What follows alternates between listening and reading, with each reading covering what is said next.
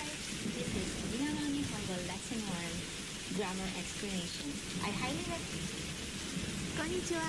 Welcome back. In this video, we will study new Japanese grammar from the Mina no Nihongo textbook, Lesson 12. Here, we will learn different grammar patterns such as asking or comparing. Is the positive, negative past form of noun or adjectives. In Lesson 8, we've learned that the positive form of a noun or a adjective is just by adding des at the end. For the negative form, just change des to ja arimasen. For example, ame ja arimasen, shinsetsu ja arimasen.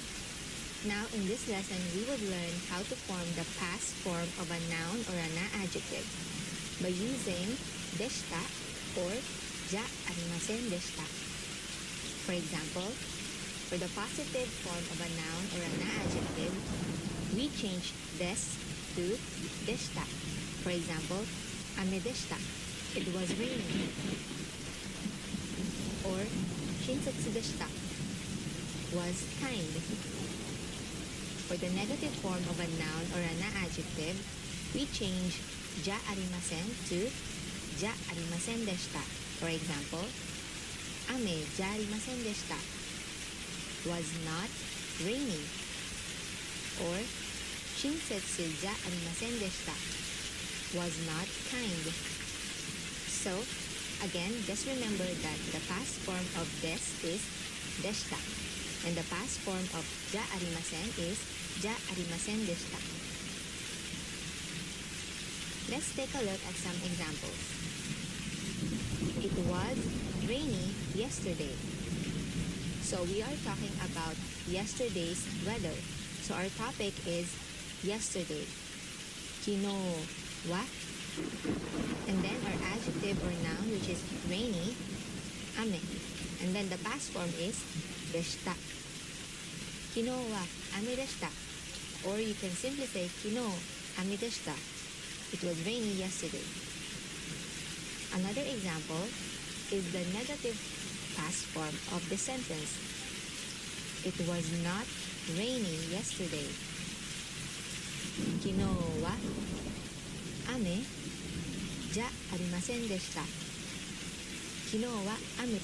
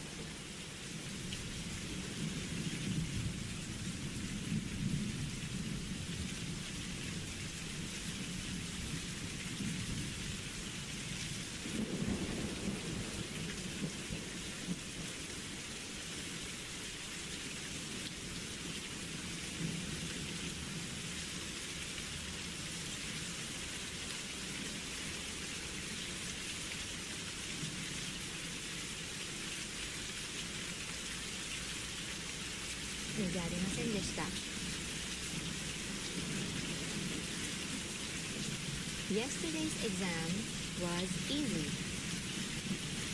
So our topic is yesterday's exam or kino no shiken.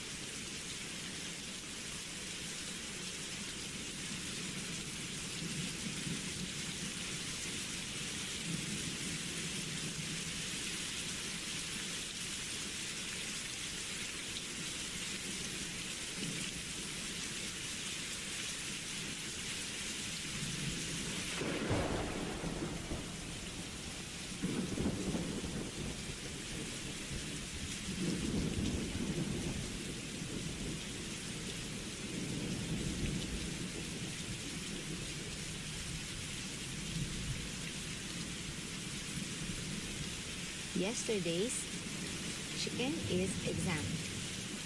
And then our topic marker, which is wa.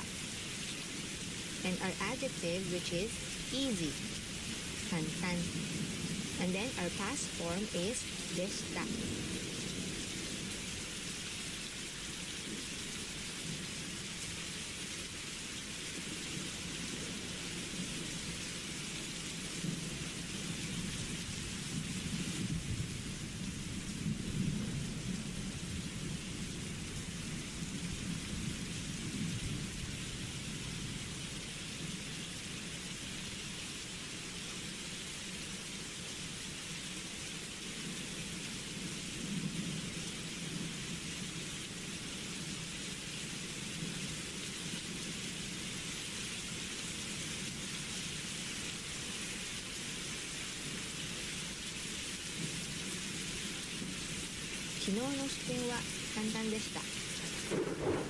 Now the negative form of this sentence, yesterday's exam was not easy.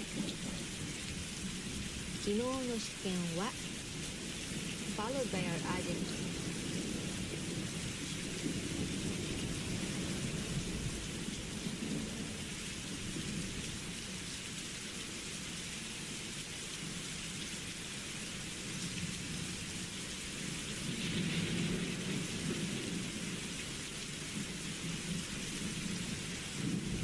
Easy, which is kantan, and then was not. じゃありませんでした。昨日の試験は簡単じゃありませんでした。昨日の試験は簡単じゃありませんでした。Of course, you can all make this into a question by simply adding ta at the end. 昨日は雨でしたか?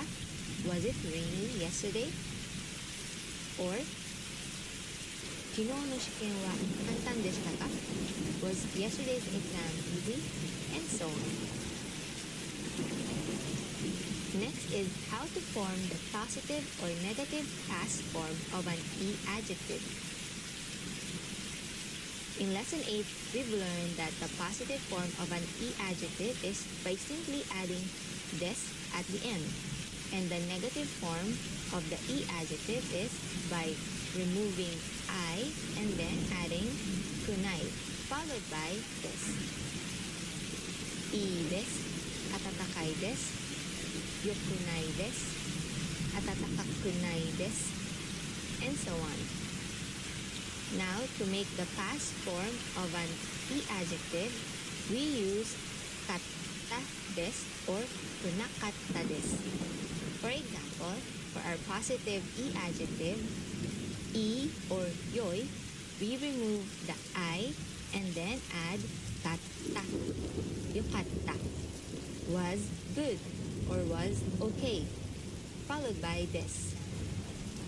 Or for our atatakai des or meaning warm, we remove the I, atataka, and then added katta, followed by des.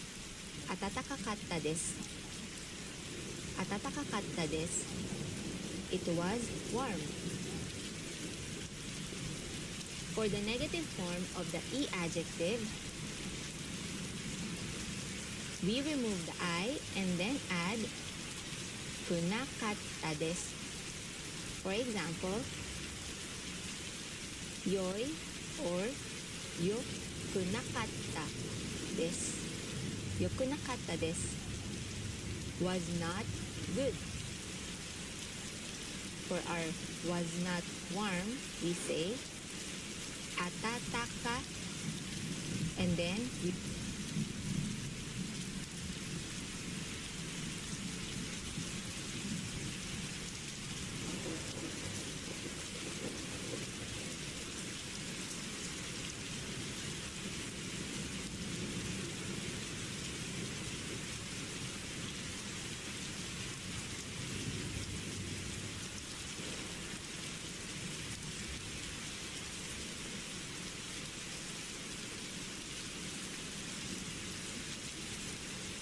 remove the I and then replace that with kunakatta. Atataka kunakatta desu.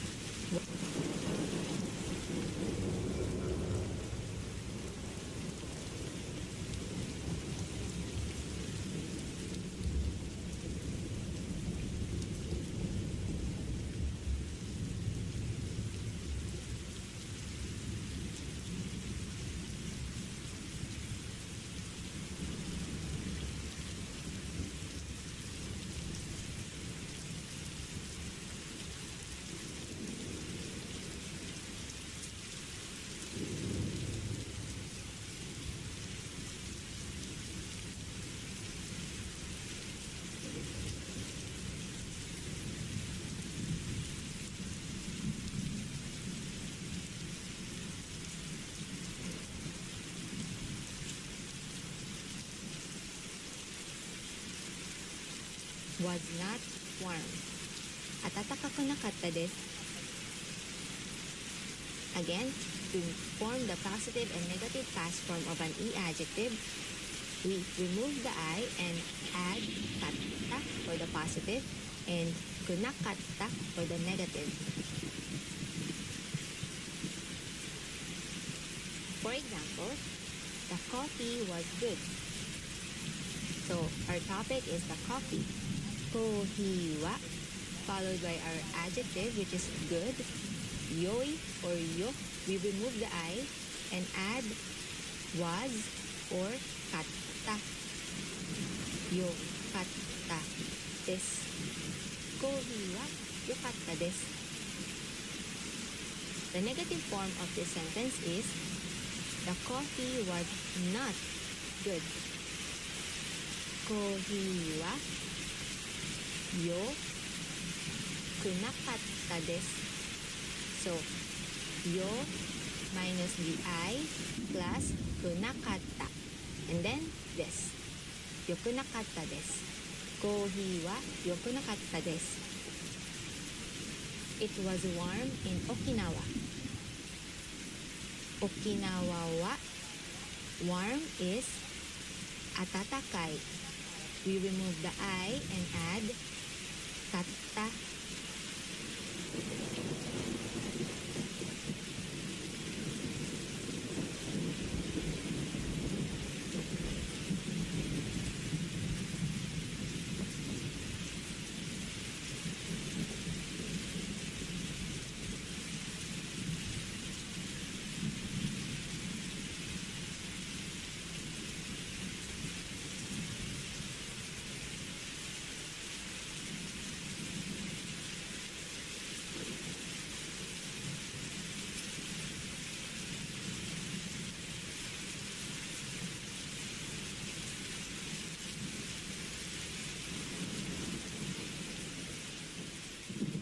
Des.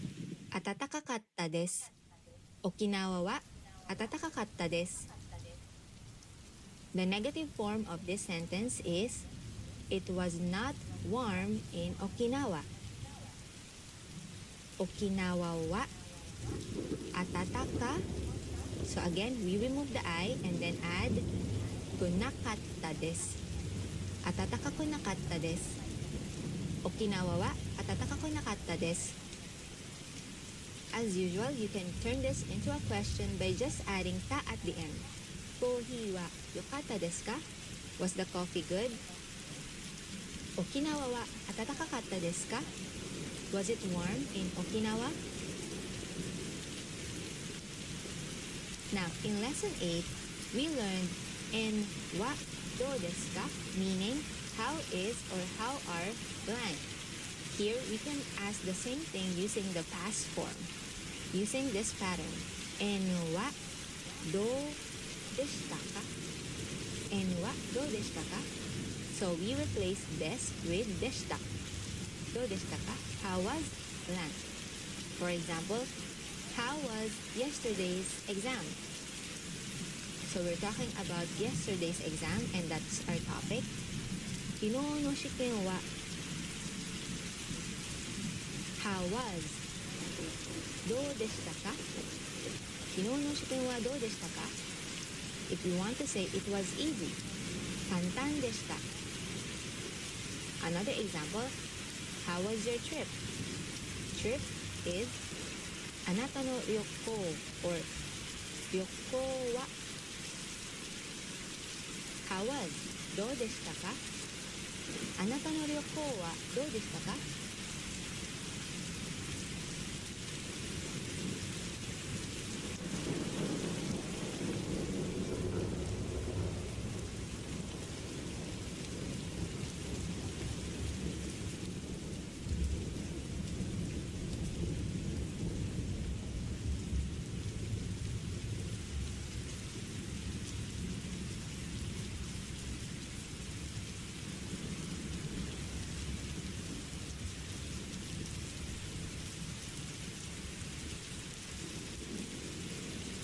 とても楽しかったです。とても very 楽しい is fun or enjoyable, tatta.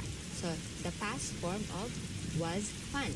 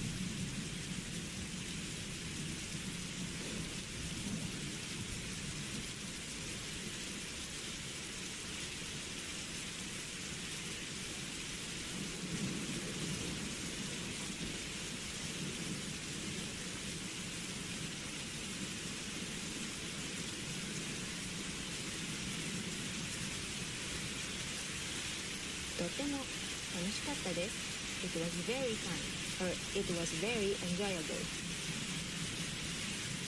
Next is how to say that N1 is more adjective than N2. We use the pattern N1 wa, N2 yori, adjective des. Or you can also say N1 no hou ga, N2 yori, adjective des. For example, Japan is bigger than the Philippines. So our N1 is Japan or Nihon wa. Our N2 is the Philippines. Philippine yori. Nihon wa Philippine yori. And then our adjective is big. Oki. And then followed by des. Nihon wa Philippine yori ookii desu. So in this pattern,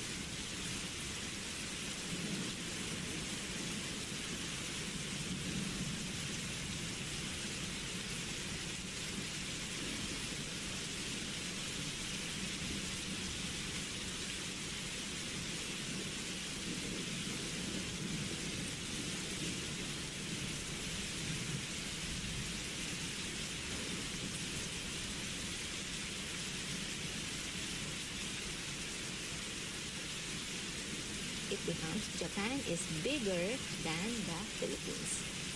You can also switch the N1 and N2 placement. For example, Philippine yori Nihon wa ookii desu. Philippine yori Nihon wa ookii desu. More than the Philippines, Japan is bigger. Okay, next example, we are comparing Maria to Julia.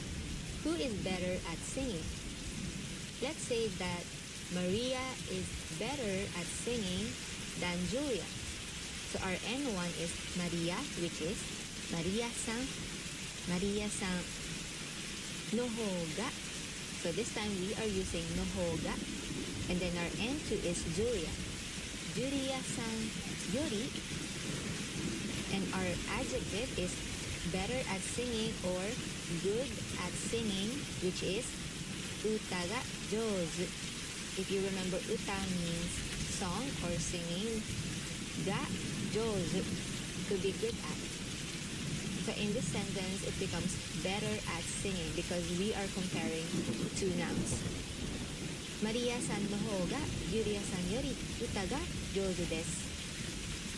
Just like the first one, we can also switch the N1 and N2. Julia-san yori Maria-san no hou ga uta ga jouzu desu. So what's the difference between N1 wa N2 yori and N no hou ga N2 yori? So let's take a look again at our first example. Nihon wa Philippine yori ookii desu. So the speaker is explaining how big Japan is, and he or she is using the Philippines as a basis or point of comparison. Like, well, Japan is bigger than the Philippines. Nihon wa Philippine yori ookii desu. On the other hand, N1 no hou ga N2 yori, we are directly comparing N1 and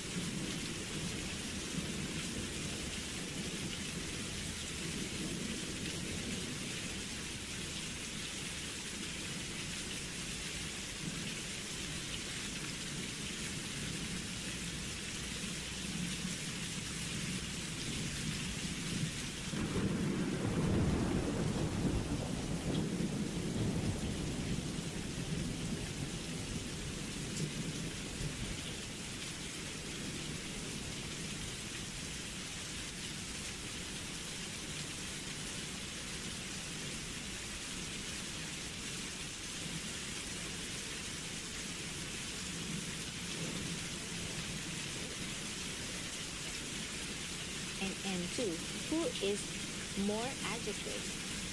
So here the speaker is pointing out that Maria is better at singing compared to Julia. So we are using Maria-san no hou ga Julia-san yori uta ga jouzu desu. Another example, bullet trains are much faster.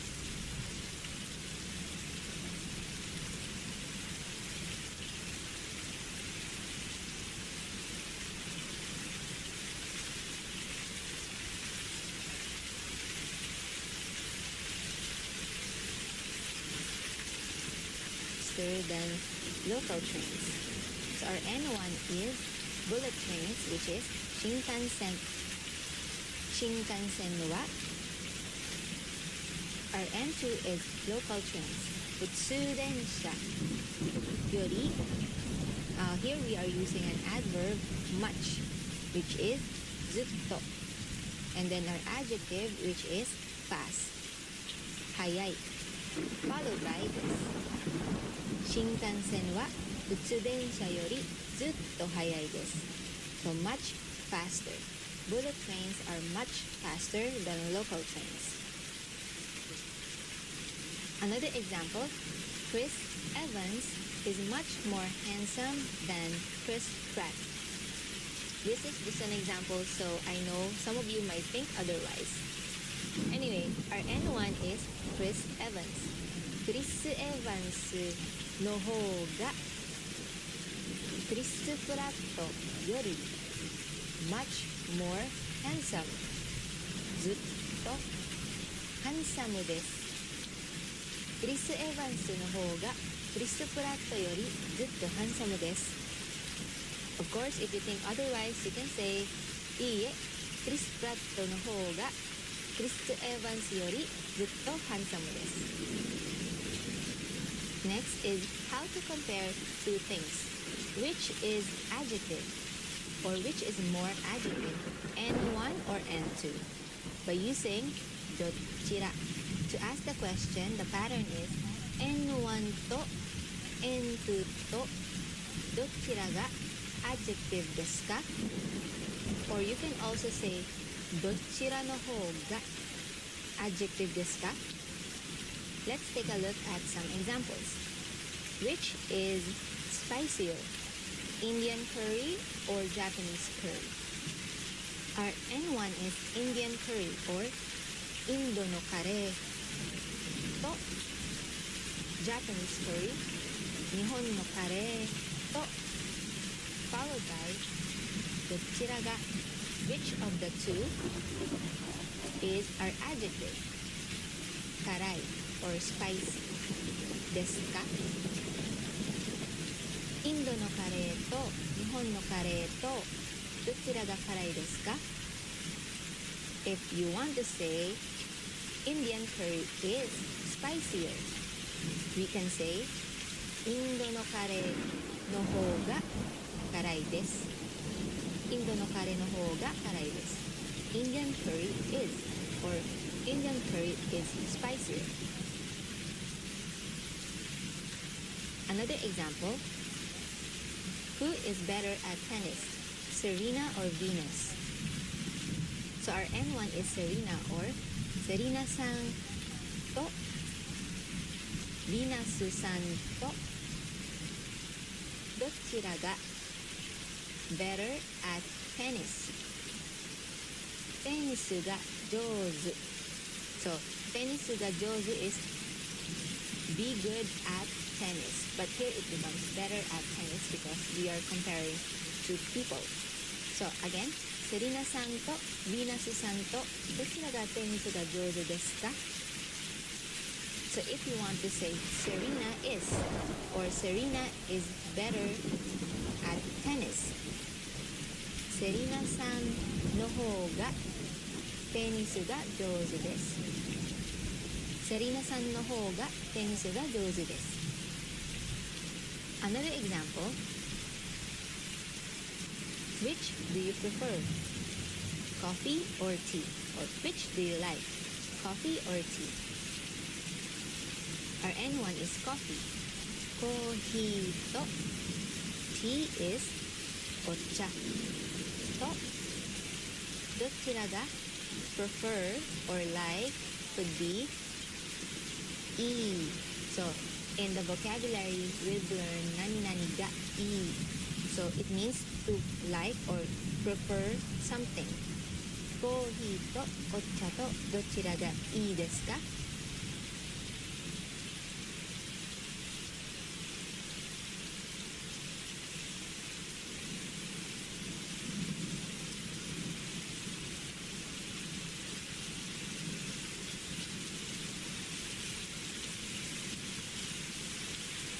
For example, coffee or コーヒー. コーヒーの方がいいです。I prefer coffee. So for example, you're in a situation where someone is asking you or offering you a drink and they're asking, which do you prefer, coffee or tea? You can say, コーヒーをお願いします. Last example, which do you like better, spring or fall? So spring is 春、春と秋とどちらが like 好きですか? For example, I like 秋 or I like fall better than spring. 秋の方が好きです。秋の方が好きです。Or if you want to say I like both or I like 春 and 秋 we can say どちらも。どちらも means both. どちらも好きです。I like both. Lastly is asking the listener to identify their favorite or their number one thing that they like in or among a set of nouns. For example, in among noun 1, what, which, where, who, or when is the most adjective. And to is or noun is. So the pattern is N1 no nakade. So in or among a group of nouns or N1, nani, what, dore or which, doko, where, dare, who, itsu, when, ga. So we are using ga because we are identifying our subject. Followed by ichiban. Ichiban means number one. So ichi, one, ban is number. Ichiban, number one. Adjective, desu ka? Because this is a question. N1 no nakade, our interrogative, ga ichiban adjective desu ka? You can answer noun, ga ichiban adjective desu. Let's take a look at some examples. Among all the anime or among all the anime series, what do you like the most? So our N1 or our list of items is anime. So, anime no nakade, our interrogative is what or nani, followed by particle ga and then ichiban. Anime no nakade, nani ga ichiban like? 好きですか? Animeの中で何が一番好きですか? So for example, I like Naruto the best. Naruto が一番好きです。Naruto が一番好きです。Another example, among the Ghibli anime, which do you like the best? So here our N1 is a bit specific, Ghibli anime. So we could say, Ghibli no anime no naka de. So here let's use which or dore. So because we have a fewer choices, so dore is an interrogative for 3 or more things. Ghibli no anime no naka de, dore ga ichiban suki desu ka? So, for example, I like the Spirited Away or the Sento Chihiro no Kamikakushi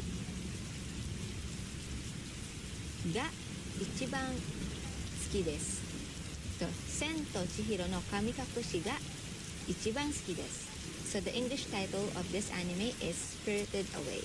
If you haven't seen it, I recommend that you check it out. It's a really nice anime. Another example, in Japan, where was the most interesting? If, for example, you have a friend who traveled in Japan and you want to ask, oh, where was the most interesting place that you've been to? Nihon de. So in Japan, our interrogative is where? Doko ga ichiban interesting? Omoshiro, and it is in a past form, so we use omoshirokatta desu ka? Nihon de doko ga ichiban omoshirokatta desu ka? Kyoto was the most interesting. Kyoto ga ichiban omoshirokatta desu. Kyoto ga ichiban omoshirokatta desu. Another example, among your friends, who is the kindest? So our N1 is friends or anata no tomodachi, your friends no naka de, anata no tomodachi no naka de, who or dare. Ga ichiban, our adjective is kind, which is yasashi or shinsetsu. So both words means kind. Yasashi desu ka? あなたの友達の中で誰が一番優しいですか? For example, you have a friend named Yuki and you identify her as the kindest among your friends. Yuki さんが一番優しいです。Yuki さんが一番優しいです。A last example, when is the hottest of the year? Or when is the hottest month of the year? Our N1 is year. You can say 一年で in a year of the year. 一年で Our question is when. いつが一番 Our adjective is hot. 暑いですか? 一年でいつが一番暑いですか? For example, August is the hottest month or the hottest time of the year. 8月が一番暑いです。8月が一番暑いです。Now, time to review what we've learned today. The first one is how to form the positive or the negative past form of nouns or na-adjective. You simply change des to deshita. For example, 雨でした、親切でした、handsomeでした、好きでした。And for the past negative form of an adjective or a noun, we just change じゃありません to じゃありませんでした。雨じゃありませんでした。親切じゃありませんでした。handsomeじゃありませんでした。好きじゃありませんでした。Next, we've learned how to form the positive or the negative past form of an e-adjective. We remove I and add katta followed by des. For example, よかったです、暖かかったです、暑かったです、楽しかったです。For the past negative, we remove the I and add くなかった followed by des. よくなかったです、暖かくなかったです、暑くなかったです、楽しくなかったです。We've also learned how to compare two things. Noun 1は Noun 2より adjective です。For example, 日本はフィリピンより大きいです。彼女はあの女の子人より綺麗です。新幹線はバスより速いです。彼はあの男の人よりハンサムです。We've also learned how to ask which of the two things is more adjective. Using the pattern, noun 1と noun 2とどちらが adjective ですか? For example, コーヒーとお茶とどちらが好きですか? インドのカレーと日本のカレーとどちらが辛いですか? To answer the question, we use the pattern noun の方が adjective です。コーヒーの方が好きです。インドのカレーの方が辛いです。And lastly, we've learned how to ask in or among nouns, what, where, who, when is the most adjective. We use the pattern noun で or noun の中で何、誰、どこ、いつ and so on が一番 number one adjective ですか? For example, 日本でどこが一番面白いですか? or 日本の食べ物で何が一番好きですか? To answer the question, we use the pattern noun が一番 adjective です。京都が一番面白いです。すき焼きが一番好きです。And lastly, it's time for our conversation practice.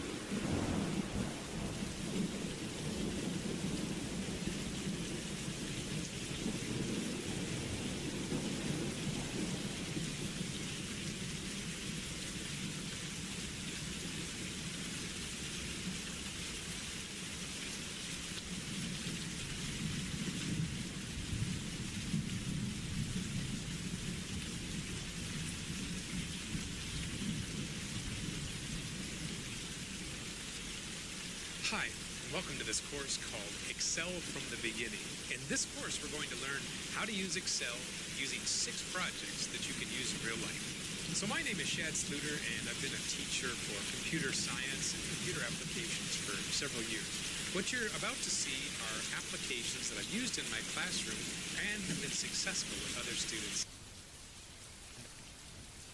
So I really appreciate the opportunity that Free Code Camp has given me to present this to you. I have used Free Code Camp in my own classroom with success with students from high school to the university level. And so we're going to see part of what I've done in class, and I'm glad to contribute back to help you as well. Let's take a look at some of the projects that we'll build in this course. So Excel from the Beginning is going to use 6 projects. The first one, and it will be the most basic, will be to set up a payroll. So imagine if you were a company and trying to pay your employees and keep track of their overtime. So that's what we'll do with this first project. The second is to set up a grade book. And so we'll be doing computing on percentages. We'll be finding who's in the top of our class and who's not. Also, we'll have a decision tree factoring program. So we will try to decide what career would be best based on what we prefer, what the pay is, and other benefits of the job. And so a spreadsheet will help us determine how to make a decision.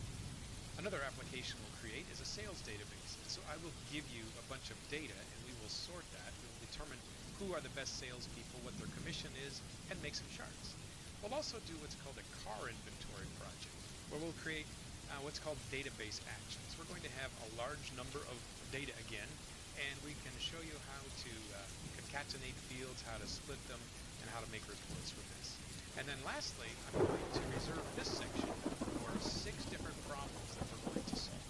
So the first 5 projects are more tutorials to show you how something is done. And then I'm going to give you some challenge assignments at the end, where I give you a half of a solution, and then you use your creativity and what you've learned in the previous courses to see if you can solve the problem. And so both we have a tutorial section as well as a practice where you can put things into service. Now let's take a look at some of the things you'll learn throughout here. So some of the terms. You'll learn from the very beginning how to enter data, how to navigate through a spreadsheet, and how to save it. Also, I'm going to show you how to set up formulas, because using math formulas, simple formulas, to solve problems such as how to compute overtime, or how to compute the percent that the salesperson should get on commission, or to simply do averages and to find the maximums and minimums. So those are basic formulas. We'll create charts. So you'll have pie charts, line charts, and you'll have scatter charts. Excel is really easy in creating charts. You basically have to choose what kind you want, and it does it for you.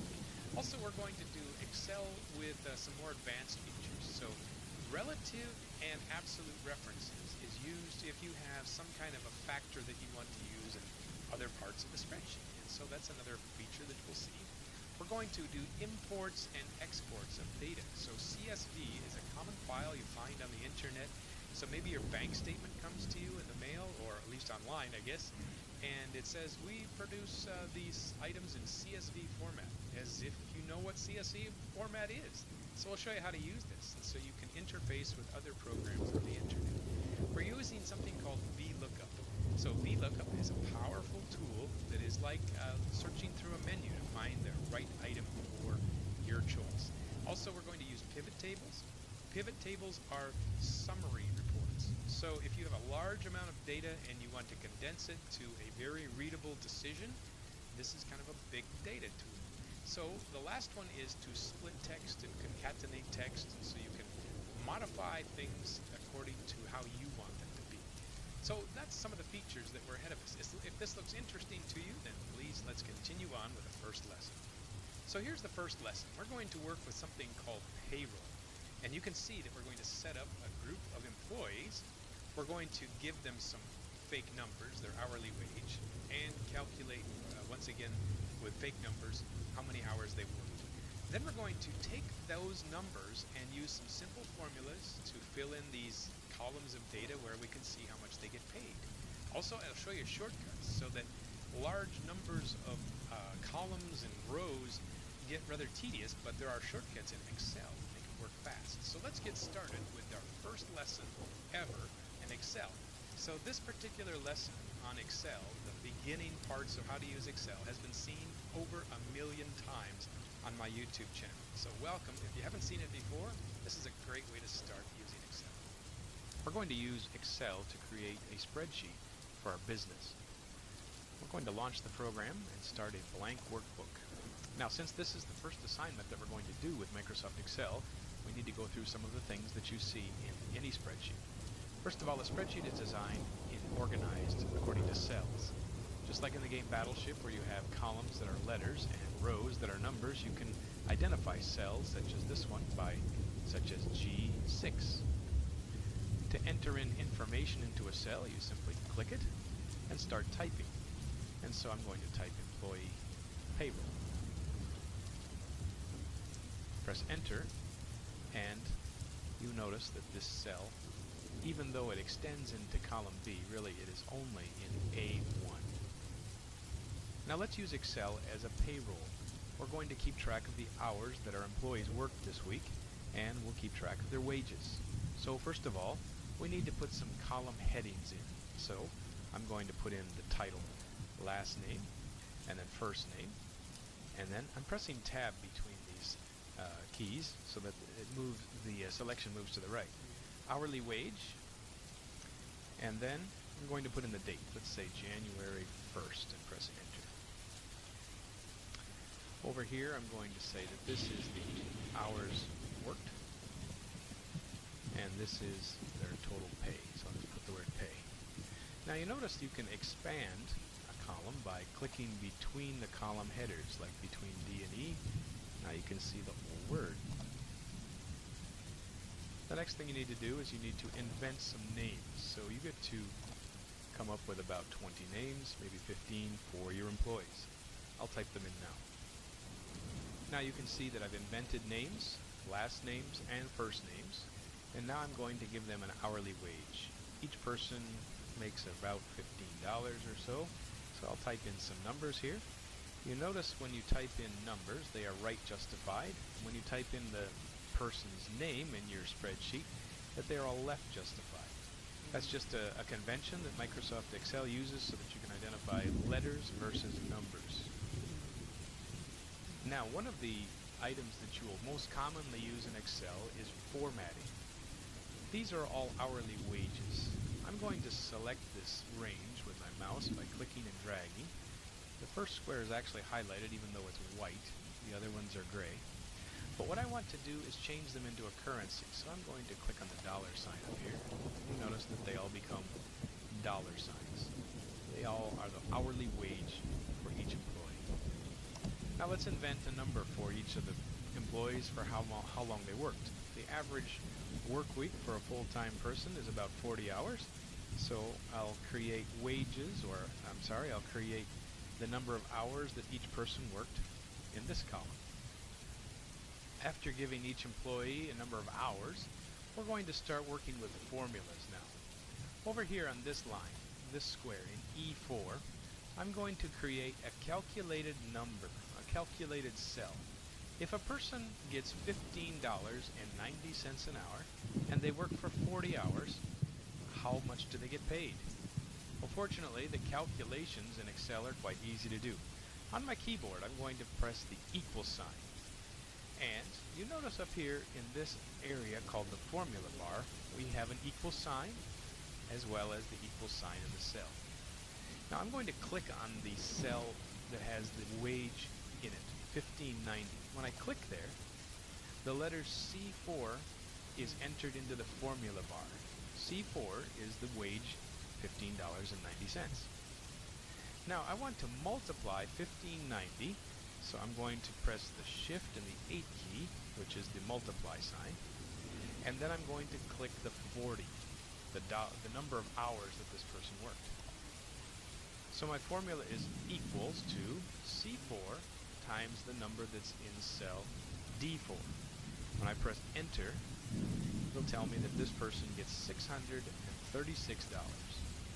If you go and change some of these numbers, such as we added an hour here, and I type 41 and press enter, the calculation is automatically updated.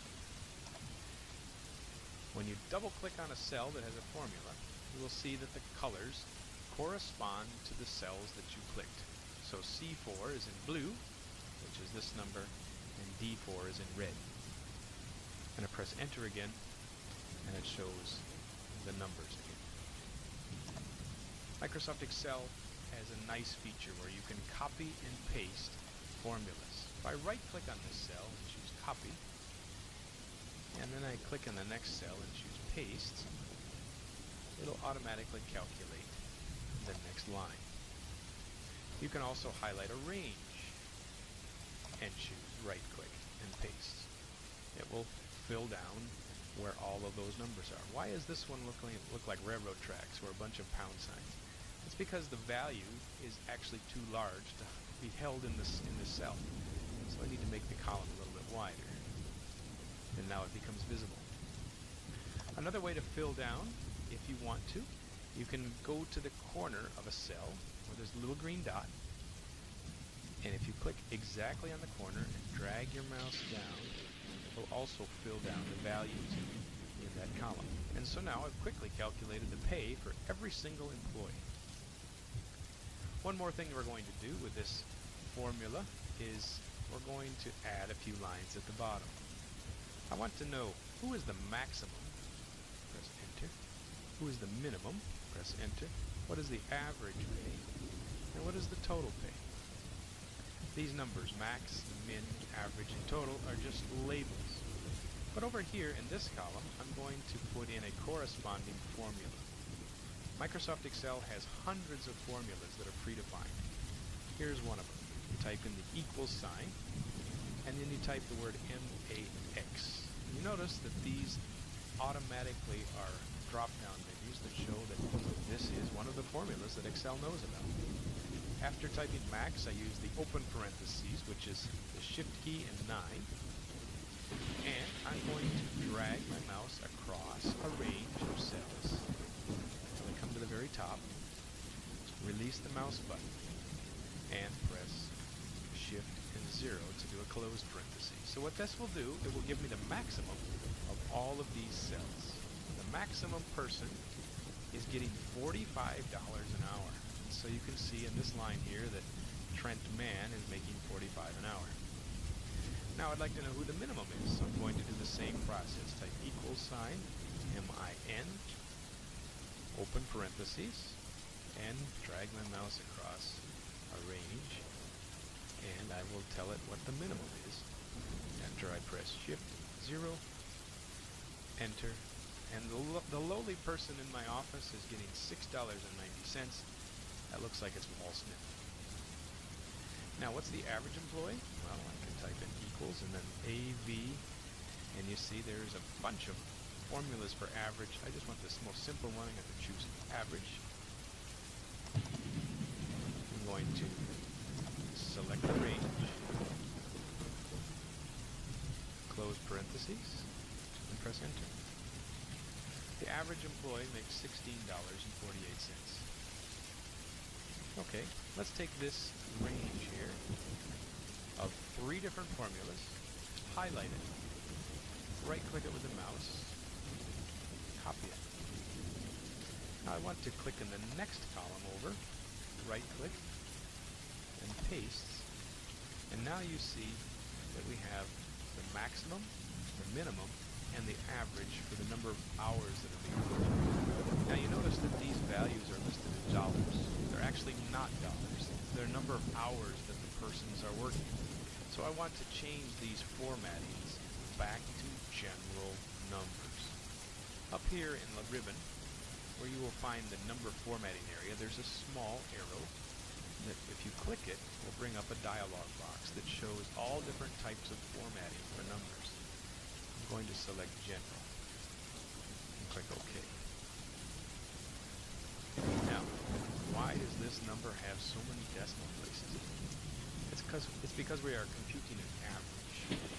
It would be nice if we would just round these off to the tenths place or the hundredths place. So let's go to these zeros here, and we're going to decrease the decimals that we're rounding to. So to the nearest tenth is good enough for us.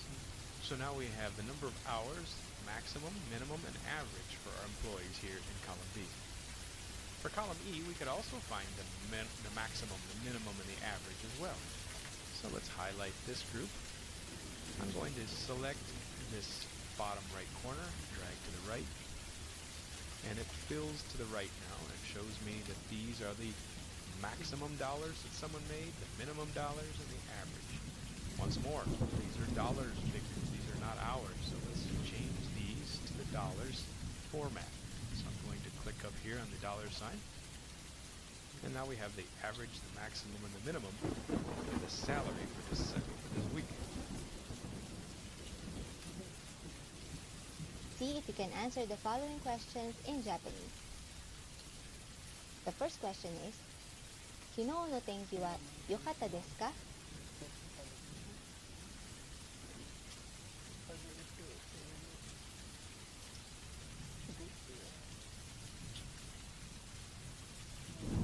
Haru と秋とどちらがいいですか?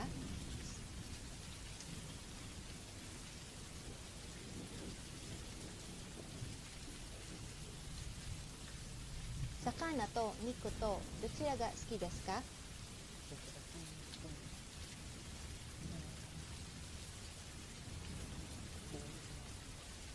日本のアニメの中で何が一番好きですか?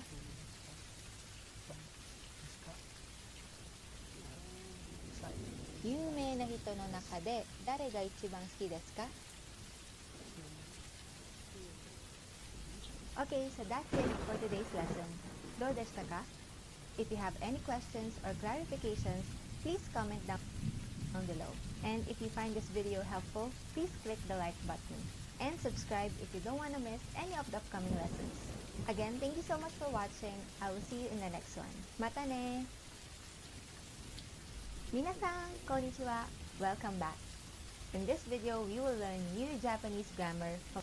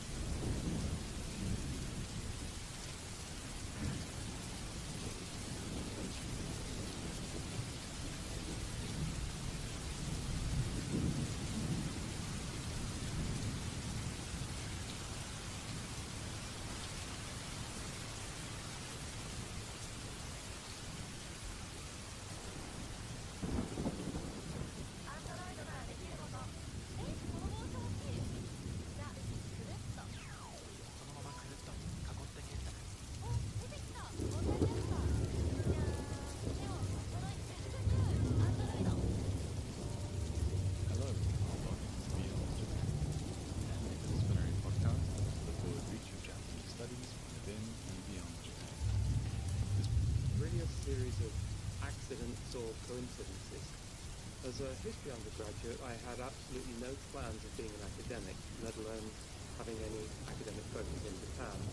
But after graduation, I got a job teaching English on the JET program in 1994, and one teaching job led to another. Eventually, I realized that if I wanted to make a living as a teacher, I wanted to focus on Japanese war history and to teach at the university level. I completed my DPhil in 2004 and then worked at Hokkaido University for 14 years. My DPhil and first book were about Japanese war memories with a focus on Japanese media representations of the Second World War. But Hokkaido University is also very strong in tourism studies, and from about 2010 I teamed up with departmental colleagues to begin the current content tourism project. In particular, I've formed a strong research partnership with Yamamura Takeyoshi, and we've done a number of books, journal special editions and co-authored papers together. This partnership has continued since my move to Tokyo University of Foreign Studies in 2018. So in a nutshell, I have two main research areas. The first is Japanese war memories of the Asia-Pacific War, and the second is content tourism, with a particular focus on tourism induced by popular cultural representations of Japanese wars from the 1850s to the end of World War II. So, to start with, could you offer us a definition of context tourism? Who are content tourists? Where do they go? Why do they go there? Well, our research project has produced two main definitions. The first is the one that we used in our 2017 book, Content Tourism in Japan. In that book, we define content tourism as travel behavior motivated fully or partially by narratives, characters, locations, and other creative elements of popular culture forms, including film, television dramas, manga, anime novels, and computer games. In other words, it's very close to what's usually called film-induced tourism, literary tourism, and so on in English. However, the key idea behind the term content tourism is that people who travel because they're interested in popular culture are not necessarily accessing the narrative world via one media format. Take, for instance, fans of Harry Potter. They've read the novels, watched the films, watched fantasy videos on YouTube, surfed through popular websites, and played computer games. They're interested in the transmedia world of Harry Potter and not a specific media format. This is why we talk about content tourism rather than film tourism when Harry Potter fans go to King's Cross to see Platform 9 3/4, or to Universal Studios Japan to see the Wizarding World of Harry Potter attraction. The second definition is the refined version crafted by Yamamura Sensei in his chapter for our 2020 book. It's a little long, but please bear with me as I read it in full. Quote, content tourism is a dynamic series of tourism practices and experiences motivated by content.